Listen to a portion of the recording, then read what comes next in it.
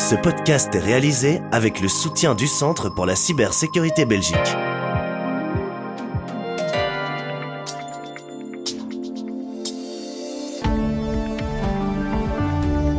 Voici Z sur 7, votre podcast quotidien. Aujourd'hui, nous sommes le 20 novembre. Et votre podcast aujourd'hui est animé par Jean-Pascal Ledoux. Madame, monsieur, bonjour. Aujourd'hui dans votre podcast, un accord de libre-échange discuté au sommet du G20 pourrait amener des opportunités grandissantes pour l'Union européenne. C'est ce que défend Bruno-Henri de Frahan, professeur à la faculté des bio-ingénieurs à l'UC Louvain. En termes de balance commerciale, l'Union européenne est en surplus au niveau agroalimentaire. Des scènes cinématographiques de guerre ouvrent la première journée pour la défense des syndicats organisée par la FGTB Charleroi. On vous explique dans ce podcast avec Thierry Botsson, président de la FGTB. On est fortement attaqué, comme je le disais, à la fois par des employeurs, par la justice et par le pouvoir politique. Enfin, nous retrouverons Peter de Keyser qui revient sur le traumatisme que l'élection de Donald Trump provoque pour l'Union européenne. Restez à l'écoute. Z sur 7 à la une.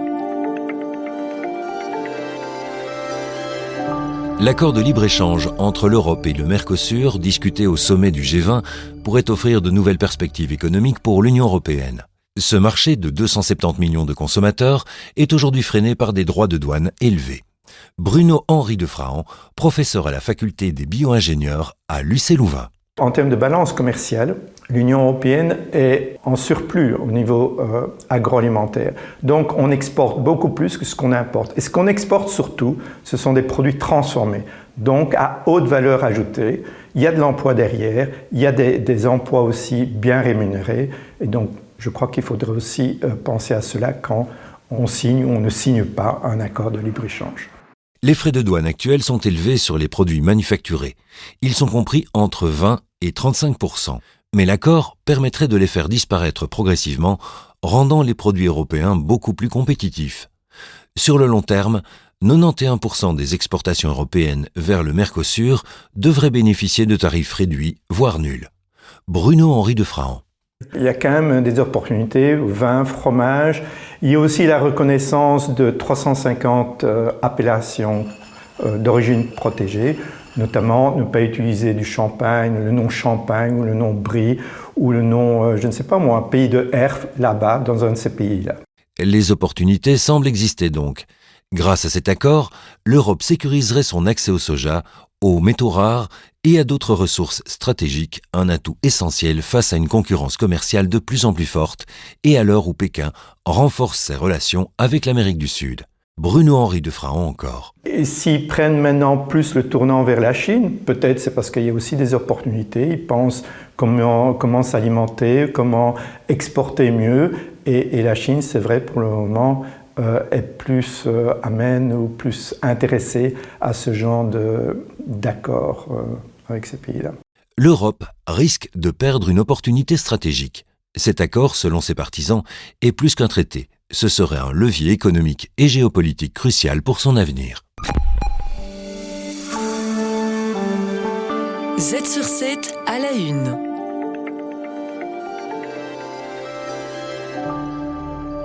Des fils barbelés, une scène transformée en camp retranché. Le ton de cette première journée pour la défense des syndicats organisée ce mardi par la FGTB Charleroi est donné. Ils disent subir des pressions, voire du harcèlement au sein de leurs entreprises, et déplorent certaines condamnations de permanents syndicaux lors de manifestations. Et l'avenir ne semble pas plus prometteur, comme en atteste Thierry Botsson, président de la FGTB.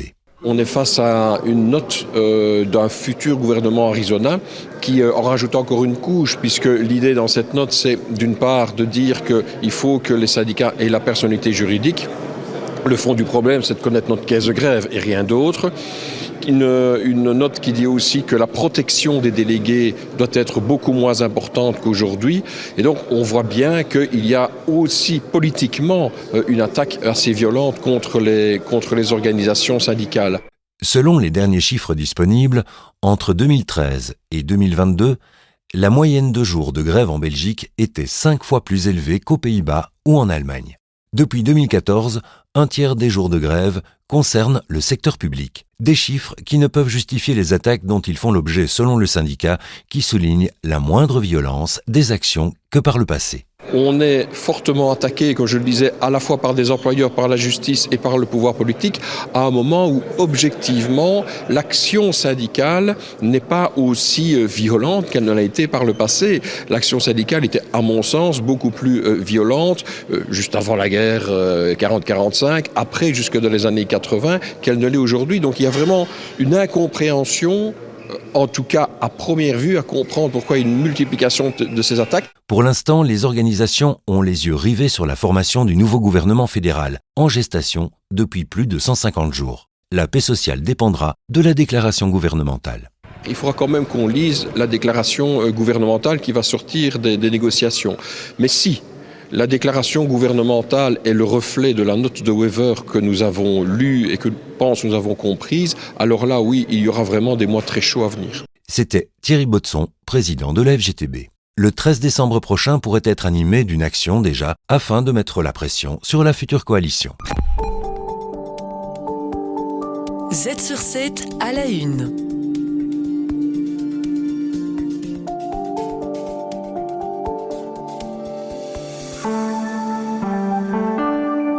Le compte à rebours pour les fêtes de fin d'année est lancé.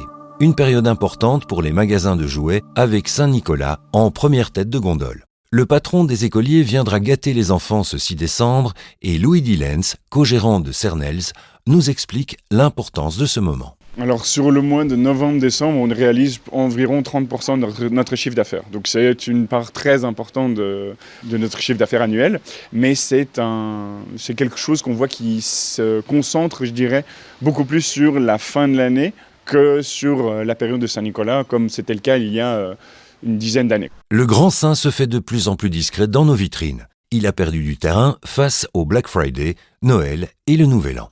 Un phénomène dû aux stratégies de marketing internationales. Pierre-Alexandre Billet, CEO de Gondola.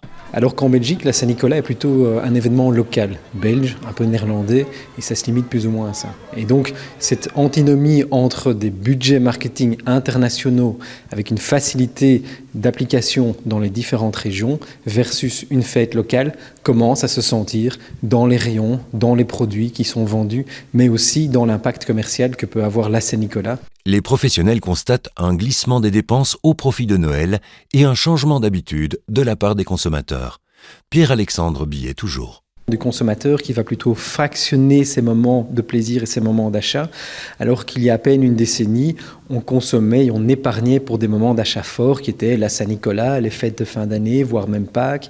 Aujourd'hui, on voit ce fractionnement, cet achat continu, constant de petites entités, des petits montants, des petits achats, mais qui donnent continuellement des petits moments de plaisir. Ces temps forts des achats s'essoufflent de plus en plus, et la Saint-Nicolas en fait les frais.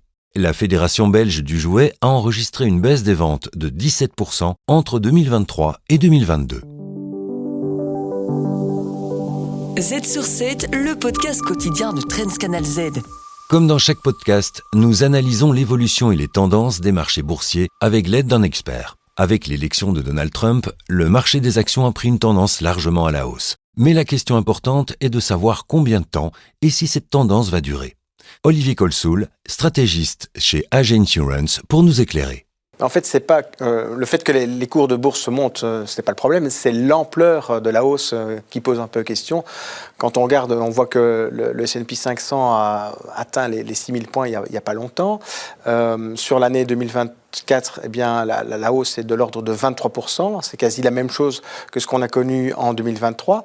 Alors, si l'évolution des bénéfices et les résultats des sociétés sont plutôt bons, quand on regarde de manière cumulée la progression des bénéfices prospectifs sur les 2 années écoulées, ça monte de 17%, là où l'indice progresse de 50%. Donc on voit qu'il y a quand même un optimisme assez important dans le marché. Il y a donc un certain optimisme sur les marchés. Mais on le sait, trop d'optimisme invite sa correction. Olivier Colsoul. Une correction, alors il faut entendre ce qu'on entend par correction, il faut définir ce qu'on entend par correction. Ça ne signifie pas forcément un marché baissier. qui implique une baisse de 20% et qui est souvent le cas lors d'une récession. Maintenant, il faut savoir que la bourse de New York connaît en moyenne une baisse intra-annuelle de l'ordre de 15%. En 2022, cette baisse était de 25%, vu le contexte inflationniste et la hausse des taux d'intérêt. En 2023-2024, les replis étaient plus modérés et temporaires et n'avaient pas cassé la belle dynamique positive. À l'instant T, la dynamique peut rester positive si la proposition de la loi de Trump visant à baisser l'impôt des sociétés est mise en place. Cela pourrait générer une hausse de 5% de bénéfices sur les actions.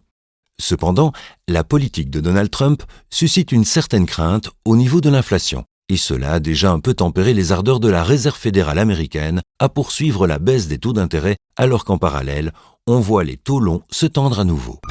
Les dessous du pouvoir. Peter de Keyser, économiste et entrepreneur, fait le lien entre entrepreneuriat et politique.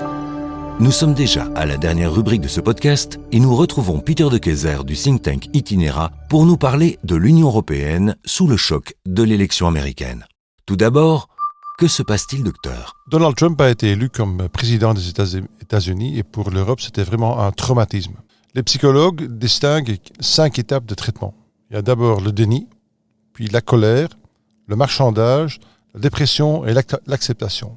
Le déni, l'incrédulité, nous les avons vus très souvent à l'approche de l'élection présidentielle américaine.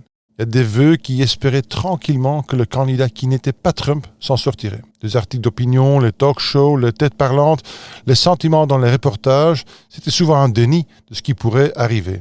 C'est un tampon contre la dure réalité, un bouclier psychologique pour accepter le choc initial. Lorsque la réalité s'impose, le déni se transforme en colère. C'est l'expression d'une impuissance, une tentative de maîtriser une situation qui échappe à tout contrôle. La négociation, c'est l'étape suivante. Par exemple, Ursula von der Leyen, présidente de la Commission européenne, a déjà suggéré d'acheter plus de gaz américain pour éviter les tarifs douaniers punitifs américains. Une dépression que nous constatons aujourd'hui dans de nombreux endroits. Grandes analyses sur la fin de l'ère de prospérité européenne, des prédictions sombres sur le début d'une période noire, le retour du totalitarisme, la montée des partis extrêmes et le glissement vers l'insignifiance de l'Europe. Ensuite, que doit faire l'Europe maintenant ? C'est clair, l'acceptation. Nous devons être autonomes le plus rapidement possible. Nous entendons beaucoup parler d'autonomie stratégique pour l'Europe, mais qu'est-ce que cela signifie vraiment ? Tout d'abord, ça veut dire que nous devons doubler nos dépenses de défense effectives, et ce rapidement, avec des conséquences palpables pour ceux qui ne le font pas. Les pays qui ne consacrent pas au moins 2,5% de leur PIB à la défense collective devraient perdre leur droit de vote, leur droit de veto et l'argent européen. Tout le monde dit toujours « il nous faut plus d'Europe ». C'est facile à dire, mais c'est beaucoup plus difficile à faire, car plus d'Europe signifie aussi moins de pouvoir de décision pour les pays individuels. Ça veut dire qu'il faut miser rapidement sur un marché européen plus unifié. Nos leaders économiques et industriels sont souvent des géants nationaux, mais ce sont des nains mondiaux. Si chaque pays résiste aux prises de contrôle d'autres pays de l'Union européenne, nous n'aurons jamais de champions européens mondiaux. Pour la Belgique, qu'est-ce que ça veut dire ? Ça signifie que nous verrons certains de nos joyaux de la couronne disparaître dans des mains étrangères. C'est inévitable. Et pour finir, qu'est-ce qui est absolument nécessaire pour l'Europe ? Dernièrement, ce qui est absolument nécessaire, c'est une Europe beaucoup plus forte et une croissance beaucoup plus forte. La réduction des réglementations est particulièrement importante pour stimuler la croissance européenne. L'Europe aujourd'hui, elle représente 5,6% de la population mondiale et 14% du PIB mondial. 2 chiffres qui vont continuer à diminuer au cours des prochaines décennies. Qu'importe que l'Europe devienne le champion mondial du climat, si cela signifie que nous pouvons fermer notre industrie. Prenons par exemple la directive européenne sur les rapports de durabilité des entreprises. Les entreprises européennes devront bientôt produire des tonnes de papier et de listes de contrôle pour montrer qu'elles sont durables. Combien de richesses supplémentaires cela va apporter ? À quel point cela nous rendra-t-il plus pertinents dans le reste du monde ? Plus vite nous atteindrons le stade de l'acceptation et du suivi, plus vite nous pourrons commencer à construire. Le rapport de Mario Draghi a illustré la faiblesse de l'économie européenne aujourd'hui et l'élection de Donald Trump a montré à quel point nous serons bientôt seuls. S'il y a un moment pour prouver que l'Europe a encore un avenir, c'est bien aujourd'hui. Merci de nous avoir écoutés. Retrouvez-nous demain pour un nouvel épisode et un rendez-vous avec notre rubrique à la une de Trends Tendance. Le magazine Trends Tendance mène l'enquête et un journaliste en dévoile les coulisses. Mais avant cela, restez à l'écoute pour notre rubrique cybersécurité sur l'importance de l'implémentation de mises à jour de sécurité, un conseil du Centre pour la cybersécurité Belgique. Z sur 7, le podcast quotidien de Trends Canal Z.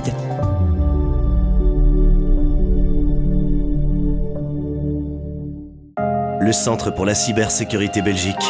Œuvrons ensemble à un avenir plus sûr dans le domaine de la cybersécurité. L'implémentation de mises à jour de sécurité et de patch pour les logiciels est un élément clé dans le Cyber Fundamentals Framework du Centre pour la cybersécurité Belgique. Dès qu'une mise à jour de logiciel est publiée, cela signifie souvent qu'une vulnérabilité a été découverte et qu'elle peut être exploitée par des criminels. L'installation immédiate des mises à jour réduit les risques d'attaque. Une bonne politique de mise à jour garantit un processus continu de surveillance et de mise à jour pour être toujours à jour. Il est recommandé de tester les updates avant de les appliquer au système critique afin d'éviter des problèmes de compatibilité. En mettant en œuvre les mises à jour de sécurité en temps voulu, vous protégez non seulement vos propres systèmes, mais aussi les données et la vie privée de vos utilisateurs. Le Centre pour la cybersécurité Belgique. Œuvrons ensemble à un avenir plus sûr dans le domaine de la cybersécurité.